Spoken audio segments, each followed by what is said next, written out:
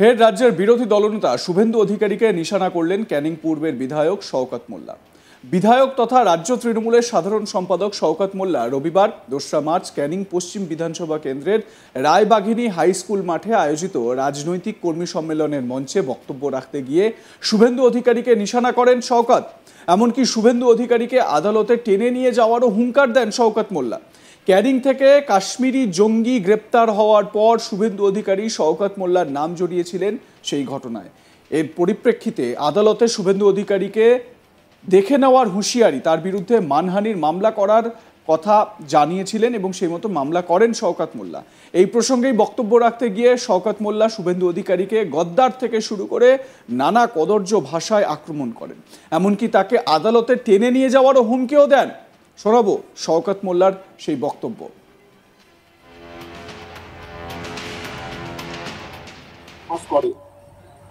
আমি হিন্দু, মুসলিম, খ্রিস্টান, আদিবাসী সকলের ভোট নিয়ে আমি নির্বাচিত হয়েছি। আজকে আমাদের রাজ্যে যিনি বিরোধী দলনেতা, আজকে নন্দীগ্রামে গিয়ে বক্তব্য রেখে বলছেন আমি শুধু হিন্দুদের ভোটে জয়লাভ করেছি। এটা কোন সংস্কৃতি, কোন কালচার? এই প্রশ্নটা আমরা করতে চাই ভারতীয় জনতা পার্টির নেতাদের কাছে। উদ্দেশ্যটা কি? যে স্বপ্ন দেখছেন এই স্বপ্ন কখনো সফল হবে না।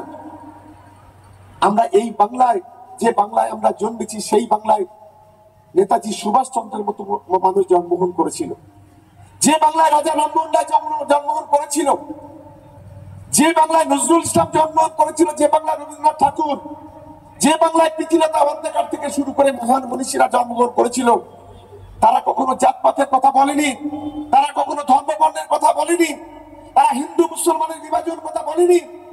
আর স্বাধীনতার পর বাংলাতে কখন কংগ্রেসের সরকার, কখনো যুক্তফ্রন্টের সরকার, কখনো বামফ্রন্টের সরকার তৈরি হয়েছে, একটা পর একটা মুখ্যমন্ত্রী হয়েছে, বিরোধী দলনেতা হয়েছে, রাজ্য মন্ত্রিসভার সদস্য হয়েছে, কিন্তু কেউ কখনো বলেনি যে আমি শুধুমাত্র একটা কমিউনিটির ভোটে জিতে আমি বিধায়ক হয়েছি। আমাদের লজ্জা, আমরা নিজেকে একেবারে বাংলার একজন নাগরিক হিসেবে আমরা সেই জায়গায় দাঁড়িয়ে মনে করি একজন বিশ্বাসঘাতক বেঈমান মির্জাফর এই রাজ্যের বিরোধী দলনেতার নাম শুভেন্দু অধিকারী। শুভেন্দু অধিকারী, শুভেন্দু অধিকারী। আমাদের এই ক্যানিং থেকে একজন জঙ্গিকে অ্যারেস্ট করেছিল, আপনারা জানেন। সেই জঙ্গি নাকি কাশ্মীরে বাড়ি। একদিকে পরেশ রাম দাসের নামে যা বললো, আমাকে বললো নাকি আমি নাকি জঙ্গিদের আশ্রয় দিয়েছি। আমি সেদিন বলেছিলাম তোকে কোর্টে টেনে দিয়ে যদি না যেতে পারি আমার নাম হচ্ছে শওকত মোল্লা নয়।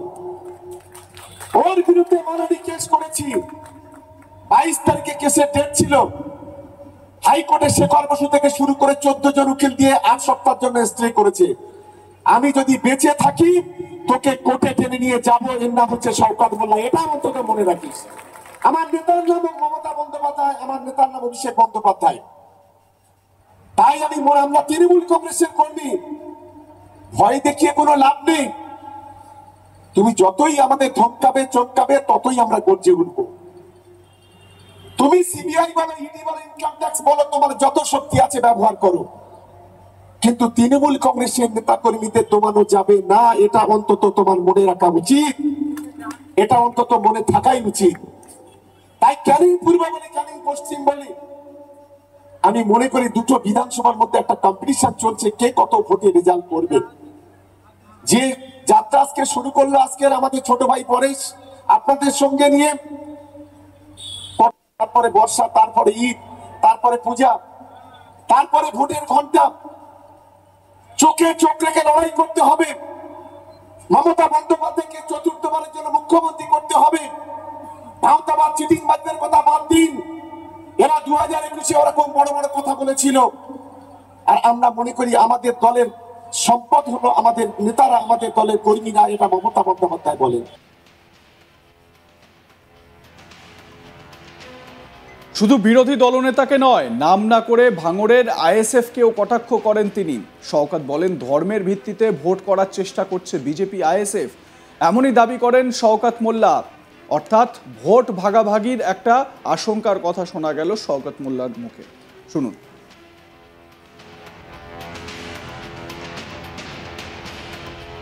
আমরা খুঁজেই পাচ্ছি না বিরোধীদের কোথায় লড়াই করব। ভাঙড় থেকে এক গাদ্দার এক শয়তান এখানে আসে। সেই শয়তান এসে এই তালদির কাছে কিছু পাঁটা আছে আমাদের সম্প্রদায়, যাদের কোনো নীতি নেই, নৈতিকতা নেই, আদর্শ নেই, যারা বোঝে না এই মুহূর্তে দাঁড়িয়ে গোটা ভারতবর্ষে বিজেপির বিরুদ্ধে যে লড়াই, সেই লড়াইয়ের নেত্রীর নাম হচ্ছে মমতা বন্দ্যোপাধ্যায়, সেই লড়াইয়ের নেতার নাম হচ্ছে অভিষেক বন্দ্যোপাধ্যায়। যারা যখন গোটা দেশের বিরোধীরা চুপ করে বসে আছে সিবিআই এর ভয়ে, ইডির ভয়ে, তখন মমতা বন্দ্যোপাধ্যায়, অভিষেক বন্দ্যোপাধ্যায় চোখে চোখ রেখে লড়াই করছে।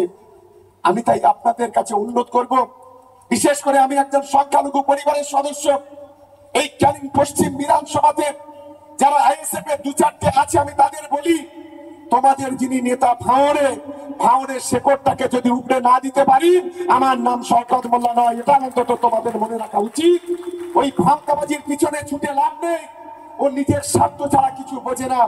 তাই ওকে প্রত্যাখ্যান করুন এবং বাংলার জাতির সত্তাকে বজায় রাখার জন্য, বাংলার সাম্প্রদায়িক সম্প্রীতিকে রক্ষার জন্য, বাংলা তৃণমূল কংগ্রেসের হাতটাকে শক্তিশালী করার জন্য, আর মমতা বন্দ্যোপাধ্যায়কে চতুর্থবারের জন্য মুখ্যমন্ত্রী করার জন্য আপনারা সকলে মিলে ঐক্যবদ্ধ হন, পরেশরাম দাসের পাশে থাকুন, এই আহ্বান রেখে।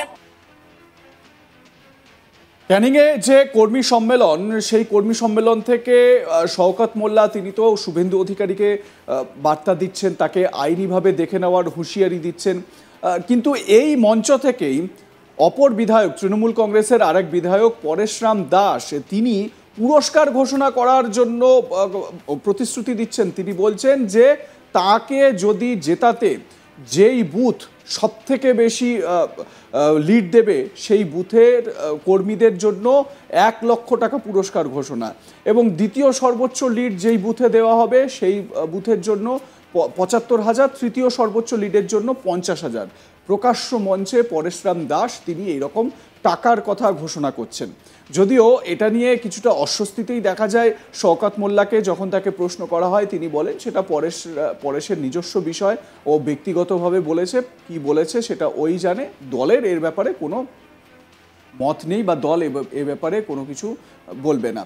খুব স্বাভাবিক যে এতে অস্বস্তির একটা জায়গা তো তৈরি হলোই, কিন্তু যে শওকত মোল্লা শুভেন্দু অধিকারীর নামে বিভিন্ন বক্তব্য বলছেন, অশালীন কথা বলার জন্য দায় চাপাচ্ছেন শুভেন্দু অধিকারীর দিকে, একবার ভেবে দেখুন তো এই শওকত মোল্লাও কি কম যান এই সংস্কৃতিকে ধ্বংস করা বা সংস্কৃতির অপমান করার এই বক্তব্যে?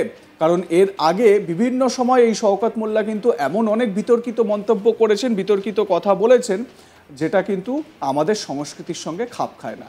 আপনারা কি মনে করেন জানাতে ভুলবেন না। দেখতে থাকুন আজ তাক বাংলা, সাবস্ক্রাইব করুন আমাদের ইউটিউব চ্যানেলটি, বেল আইকন প্রেস করুন নোটিফিকেশন পেতে।